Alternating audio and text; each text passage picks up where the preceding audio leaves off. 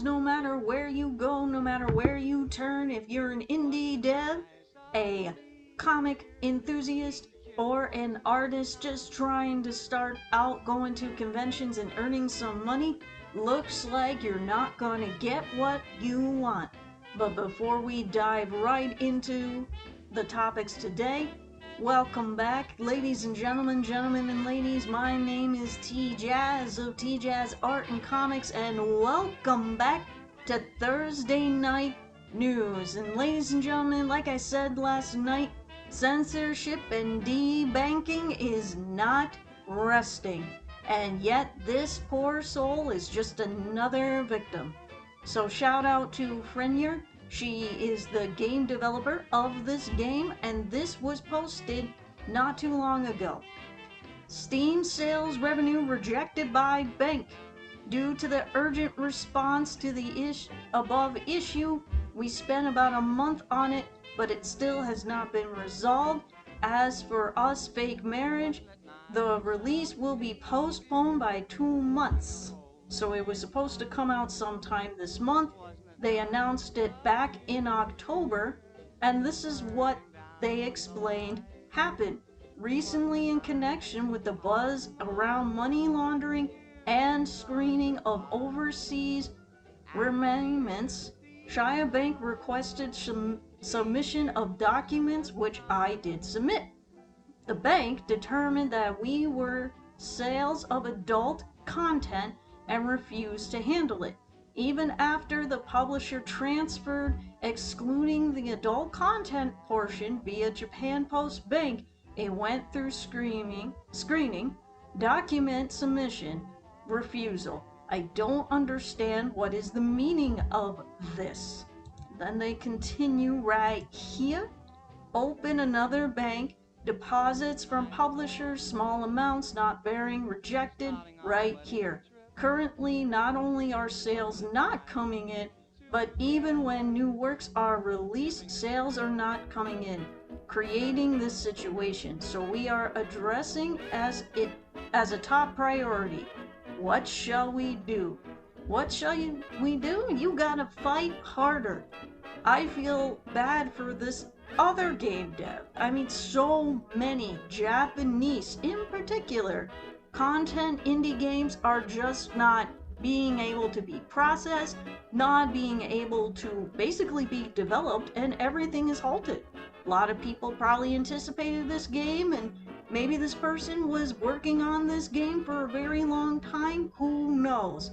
But ladies and gentlemen, this is why we have to talk about it, and this is why we have to fight this every single day, because not only is it happening in Japan, we all know that it's happening in the United States. The United States of America. Isn't that crazy? Pretty soon we may have to do all this documentation and process. I just can't stand it. Not that big of a gamer. I'm still like in the beginning stages of being a gamer, right? But even I feel bad because you guys, you gamers everywhere around the world, you get treated like dog crap, and that's not okay. That's not okay at all. And speaking of not being okay, this came to my attention yesterday. I was just scrolling on my Instagram, and Kineticon is the convention that happens in my state. Just happened last month. Well, as we're about to see by Bob Debate Penguin, shout out to this person right here. I'll make sure to link their channel in the description of this video. Just received news that next year for Kineticon 2027, you're going from a $5 non-refundable application fee to a $50 non-application fee. So let's take a look and hear what they have to say. You've seen the $5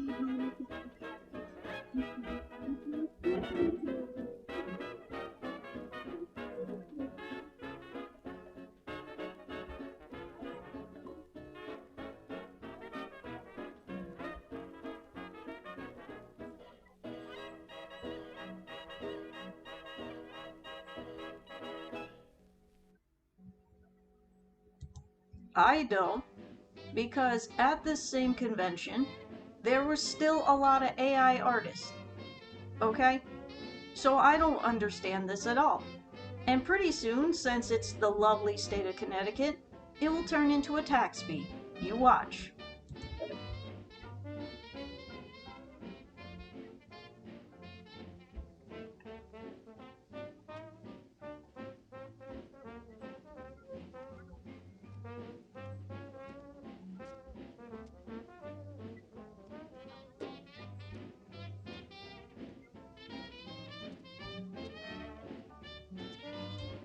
It is, because it's in Hartford and it's at the Hartford Civic Center.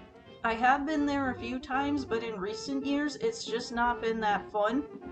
The only bright side is, it's less expensive than Anime Boston.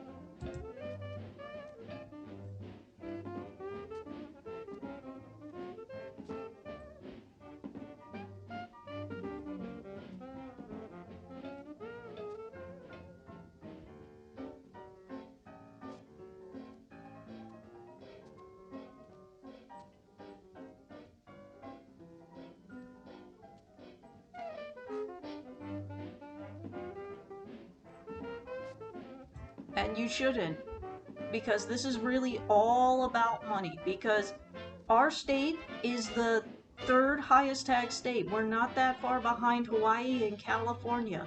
So I guarantee that one day you guys are going to wake up and the application fee is not going to go to the booth. It's just going to go back to the state as a sales tax, which is dumb. And there are much better shows in CT that I'm sure are less expensive. Whenever you're near, all my fears disappear, dear. It's plain as can be. You're lucky to. And you should question it. It's really not that great of a show. I can't emphasize that enough. And if you're just starting out trying to get a booth at this convention, good luck. And I've heard they've done some other shady stuff in the past when it comes to not only applications, but other fees, hotel fees, since it's connected to the hotel that's right in Hartford, in the center of Hartford, Connecticut. And overall, it's just not a good experience. So once again, Connecticut is boring and expensive. Well, that's all I gotta say for tonight. I just want to say thank you so much for watching. I hope you enjoyed this video, and I'll see you next week for Thursday Night News. Now go be rebels and create.